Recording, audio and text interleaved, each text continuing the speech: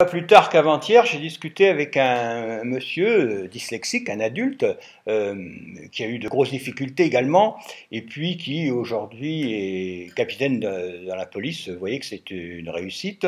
Et il me racontait une anecdote, et c'est pour ça que je la rapporte, là, très intéressante. C'est quand on a un enfant dyslexique, eh bien, évidemment, on va aller voir les orthophonistes, on va aller voir des spécialistes.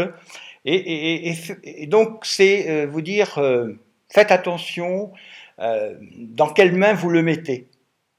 D'abord, ce qui est très important, c'est que votre enfant ait le feeling, comme on dit, avec un orthophoniste ou un spécialiste quelconque. Autrement, ça ne marchera pas, hein, vous ne faites pas de soucis. À partir du moment où il n'y a pas le feeling, il y a un blocage. C'est rare que ça marche. Mais je vous raconte l'anecdote parce qu'elle est très révélatrice. Un jour, cet enfant est devant un spécialiste, je ne dirai pas sa spécialité, et le spécialiste lui pose comme ça, pour voir un peu, pour le tester, lui pose une question. Quel est il y a combien, le Mont Blanc mesure combien de mètres? Et l'enfant répond 4807 mètres. Et le spécialiste est étonné, il s'attendait à ce qu'il ne puisse pas répondre à une telle question, il est vraiment étonné. Et du coup, il le teste encore, et lui dit, il y a combien de jours dans la semaine?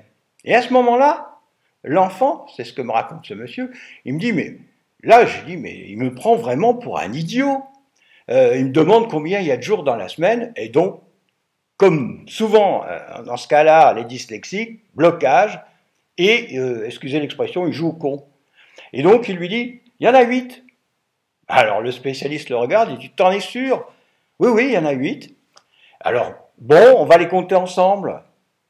Compte les jours de la semaine. Alors, il y a donc le lundi, et l'enfant dit oui, le mardi, le mercredi, le jeudi, le vendredi, le samedi, le dimanche et le lundi. Et jouer complètement les idiots.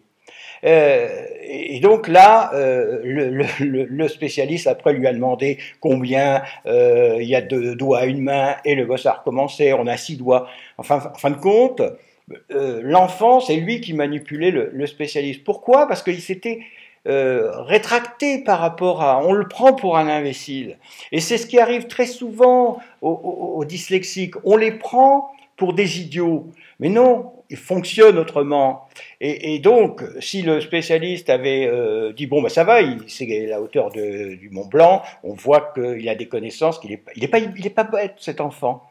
Moi, je me souviens, alors moi, c'est l'époque, vous voyez mon âge, hein, la dyslexie, c'était inconnu, et donc, moi, je suis passé pour très longtemps pour un con, pour un idiot, et la seule fois où j'ai enfin découvert que j'étais pas idiot, c'est parce que j'ai eu la chance, le hasard m'a fait passer des vacances à un mois d'août avec 2 enfants qui étaient d'ailleurs je crois que c'était des jumeaux, et ils étaient surdoués, ils avaient déjà le bac, la première partie du bac, à l'époque il y en avait 2, à 15 ans.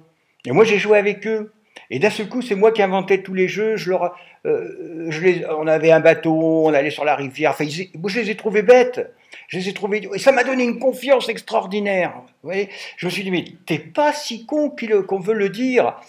Et donc, faites attention. C'est pour ça que je raconte cette anecdote et je parle un peu de moi. C'est faites attention quand vous mettez votre enfant devant des spécialistes.